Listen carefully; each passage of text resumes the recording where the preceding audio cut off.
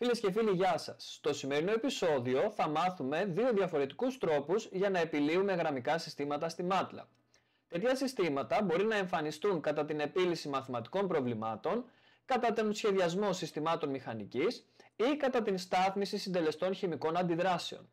Εάν σας φανούν χρήσιμα αυτά που θα μάθετε σήμερα, μην ξεχάσετε να πατήσετε like και να εγγραφείτε στο κανάλι μου στο YouTube. Στη MATLAB προσφέρεται η δυνατότητα επίλυσης γραμμικών εξισώσεων, οι οποίες είναι m στο πλήθος, ενώ το πλήθος των αγνώστων είναι n. Ένα τέτοιο σύστημα καλείται γραμμικό σύστημα και μπορεί να γραφεί στη μορφή α επί χ ίσον β. Ο πίνακας α εμπεριέχει το πλήθος των συντελεστών αυτών των εξισώσεων. Ως διάνυσμα χ δηλώνουμε το διάνυσμα των αγνώστων, ενώ το διάνυσμα β εμπεριέχει το δεξί μέρος των εξισώσεων. Το διάνυσμα β εμπεριέχει ουσιαστικά στοιχεία, το οποίο το πλήθος τους είναι από 1 έως μ. Ας δούμε ένα παράδειγμα επίλυσης ενός συστήματος τριών εξισώσεων με τρεις αγνώστους. Αρχικά δηλώνουμε τον πίνακα των συντελεστών και τον πίνακα του δεξιού μέρους των εξισώσεων.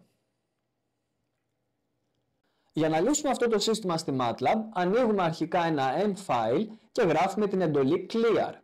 Μέσω αυτής της εντολής μπορούμε να σβήσουμε όλες τις μεταβλητές που εμφανίζονται στη MATLAB από προηγούμενες εργασίες.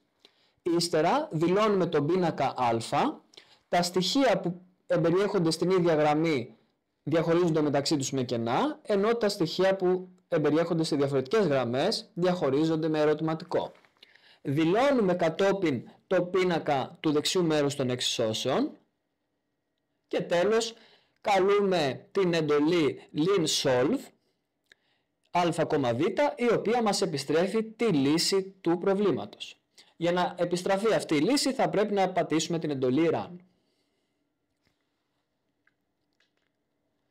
Πού χρησιμεύει όμως η επίλυση συστημάτων γραμμικών εξισώσεων τους μηχανικούς?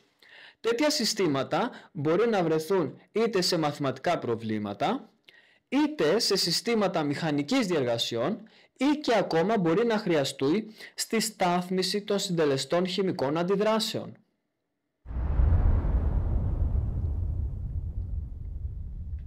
Ας δούμε και ένα δεύτερο παράδειγμα, το οποίο μπορούμε να βρούμε στη Wikipedia.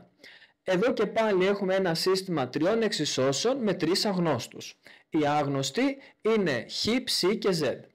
Σε αυτό το παράδειγμα θα δούμε έναν διαφορετικό τρόπο επίλυσης αυτών των εξισώσεων στη MATLAB.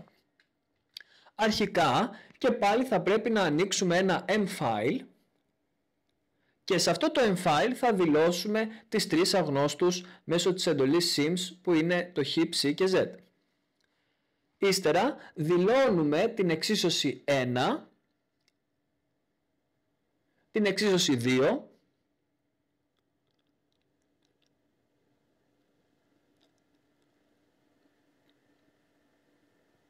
και την εξίσωση 3.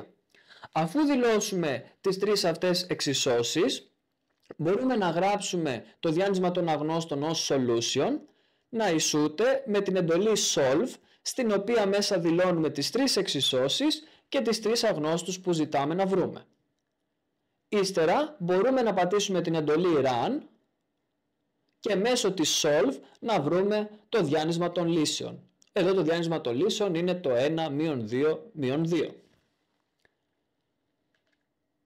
Τι μας λέει τώρα αυτό το διάνυσμα των λύσεων? Πρακτικά αυτές οι εξισώσεις δηλώνουν τρία διαφορετικά επίπεδα στο χώρο και εμείς ψάχνουμε τα σημεία τομής αυτών των τριών επιπέδων. Το σημείο τομής αυτών των τριών επιπέδων είναι χ ίσον 1, ψ ίσον -2 και z ίσον -2. Εάν κάποιος χρειάζεται καθοδήγηση σε μαθήματα όπως η μεταφορά μάζας, η μεταφορά θερμότητας, η ρεύστο-μηχανική, η βελτιστοποίηση διεργασιών καθώς και ο σχεδιασμός των εργοστασίων, μπορεί να επικοινωνήσει μαζί μου στο virtualkemeng@gmail.com. Από εκεί μπορώ να σας παρέχω υλικό και καθοδήγηση καθώς και λυμμένες ασκήσεις. Εάν σας άρεσε αυτό το βίντεο, πατήστε like και εγγραφείτε στο κανάλι μας στο YouTube.